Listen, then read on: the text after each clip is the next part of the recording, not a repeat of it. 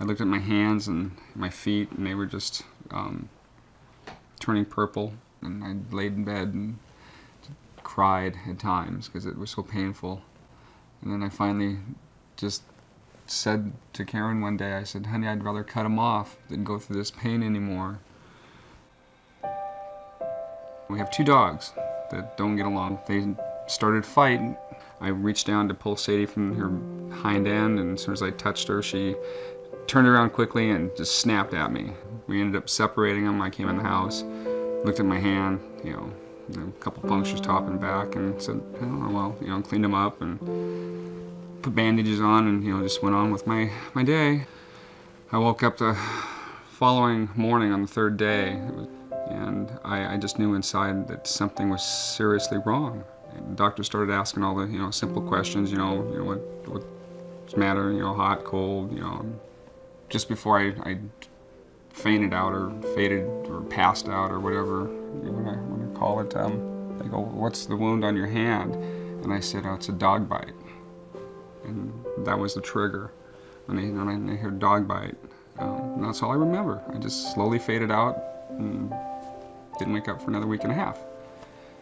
And I finally got around to asking the doctor what caused, my hands and my feet just to do that. And they explained to me that when you have such severe trauma, that your body protects its main organs, so it starts to shut off your extremities. It clots off your feet, it clots off your hands, all the parts that it feels it doesn't need to survive. We went into surgery for my hands. After my legs were all done, it was time for me to go, so I just kind of looked at my sister and Karen, and I said, "You guys want to say bye-bye?" I started going, bye-bye, And that was the hardest part. The legs I couldn't have dealt with, but the hands I couldn't deal with. That was hard. If it wasn't for the doctors that took care of me, I wouldn't be here right now to tell the story of a simple little dog bite. And the bacteria that I took from the bite, it's a serious thing.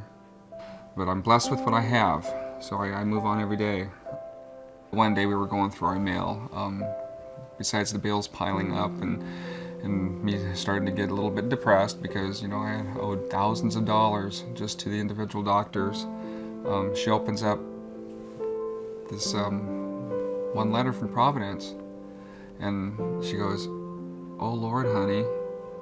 And I just kind of went, "Oh, how much do I owe?"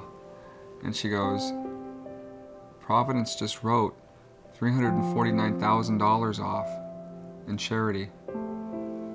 And I just bursted out in tears. You can't say thank you enough. I mean, there's good in everybody. And I find that the community, just people alone, it's just amazing how the generosity comes out. I haven't taken my dog for a walk yet, but next nice sunny day that I get, that's my next goal, is I want to take my dog for a walk.